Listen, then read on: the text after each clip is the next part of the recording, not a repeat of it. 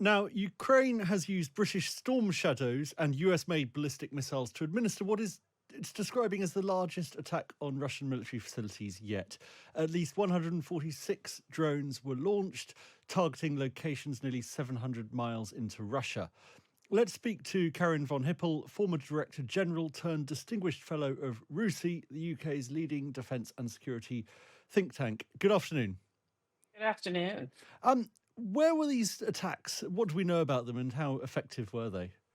We don't know that much about them. We only know what both the Ukrainians and the Russians are saying, so that they've hit, infrastructure, electricity depots, that kind of thing. That they've struck several different regions of Russia, as you say, about 700 miles in.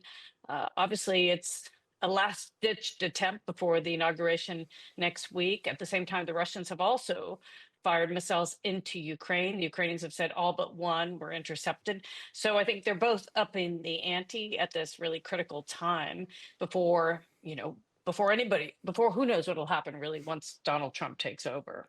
And is this what the war is about now? To what extent is it about trying to win a war, and to what extent is it about trying to be in a particular position come the arrival of Donald Trump? Correct. It's the latter. No one, unfortunately, can win the war right now. I think the two sides are too really entrenched. Obviously, the longer it goes on, the worse it is for Ukraine. They don't have the men, the material that the Russians do. The Russians are facing something like 1,500 casualties a day, but they're supplementing this with North Korean troops, with other foreign troops. So far, the Russians don't appear to be facing a public backlash for the economic and other damage that they've done to the economy. But yeah, they're both trying to have a stronger say at the negotiating table. It's hard to say what Trump will do. As we all know, initially he said within 24 hours, I'll end the war. More recently, he said, in the next 6 months, I'll end the war.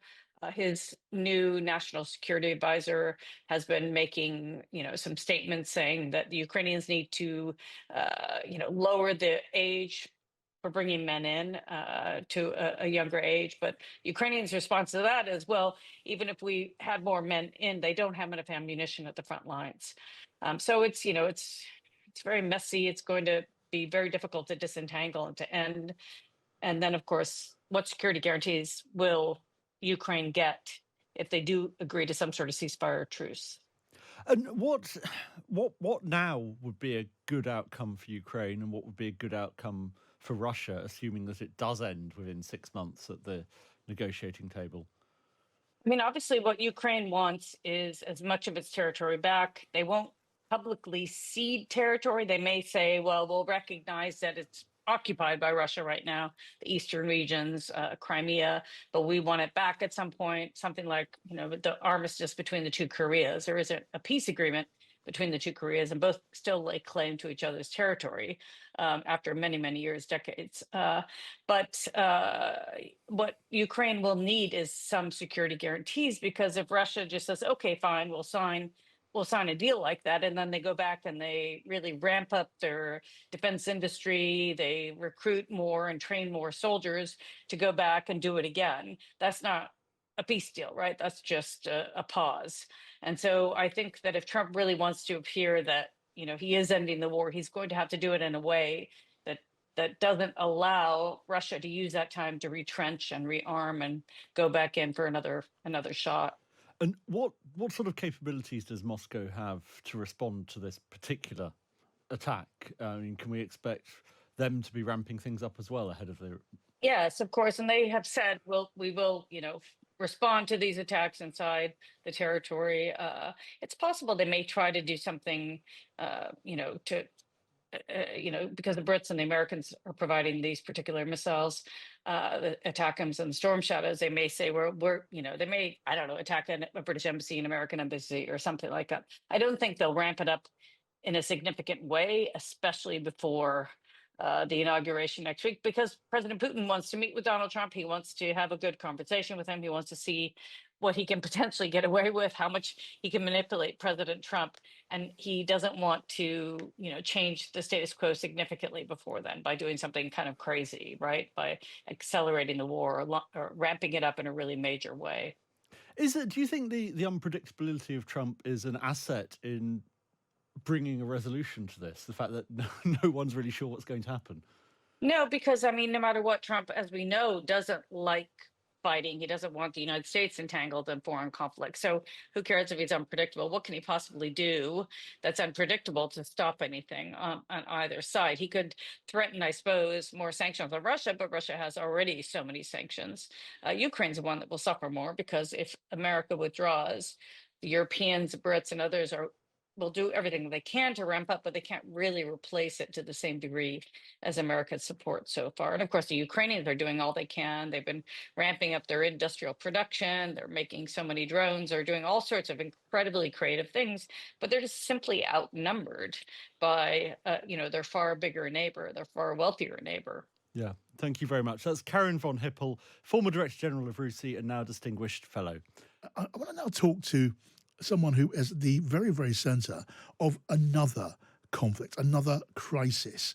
Well, I'm talking, of course, about the war in Ukraine, when we are not covering the war in Gaza and the horrible cost of that war. We have been so often discussing that other conflict in Ukraine with all of its loss and pain and suffering and infinite political complexities. So I'm glad now to welcome to the programme Kira Rudik, who is leader of the Holos Party in the Ukrainian parliament, live on the line from Kyiv, I think. Hello to you, Kira. Hello, John, and thank you so much for having me on the show. Always welcome, Kira. I mean, I don't know how often you're invited to share your thoughts on the other conflict, this other awful conflict in Gaza, but you will have a perspective, I think, which will be interesting to many of the people listening to us now. You're in the centre of a conflict which has cost an enormous amount in human lives, in human suffering, a country where, well, global forces are at stake in all parts of the world. And of course, at the heart of this Gaza conflict now, among many, many others, those who've lost their lives and are suffering in Gaza, those who are held hostage in Gaza, so many different kinds of suffering taking place. You will, I think, empathise with what is going on that human level, Kira. Waiting as we are for the news of Gaza, I wonder what your thoughts are on that. While we are all, of course, waiting for the ceasefire agreement, the thought that is crossing my mind always is, would be the ones who committed all those crimes actually taken and given the justice? And would the families of the deceased ones be given their justice as well? And would it be made public to the world that you cannot just terrorize your neighbors? You cannot commit all the acts of terrorism and try to get away with it. Because, John, if we look right now, what is happening on a global scale is there is no trust into the international laws anymore. Because what we see is the power of rule is overthrown by the rule of power when terrorists think that they can do whatever they want. They can start a war of aggression and then just hope to get away with it. And it is incredibly painful to watch how the innocents are suffering. But there is a question that is being shared more and more, like what's coming next? How do we make sure that the punishment is the way that nobody would want to start over again? And when we are talking about Hamas being sponsored by Iran, I am telling you that this is one of the enemies that we do have, because Russia has been constantly using Iranian drones to attack our cities and kill innocent civilians at night. Russia is using North Korean troops in the battlefield, and we were able to give significant proofs to the international community that this is happening. Russia is using China's to overpass the sanctions, and like the world is watching that and trying to implement some sanctions, but in fact what we see is that is all not working properly. And what I have heard that the previous speaker was saying, and I want to repeat, the united front against the terrorism, against evil, this is what can make the evil stop.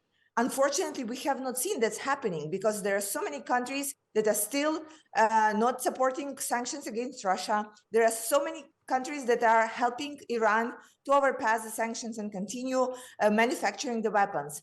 So tell me now, what would make those countries stop?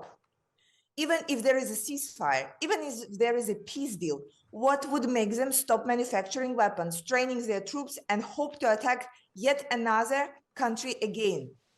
Are we getting ready to that? What are we going to do to make it stop? And right now, when Ukraine is fighting, the answer is very clear that you can fight back, but at some point, there should be a clear decision of how do you act with the aggressors. There should be a clear decision by the democratic society that you need to fight back, because evil will always come back to you.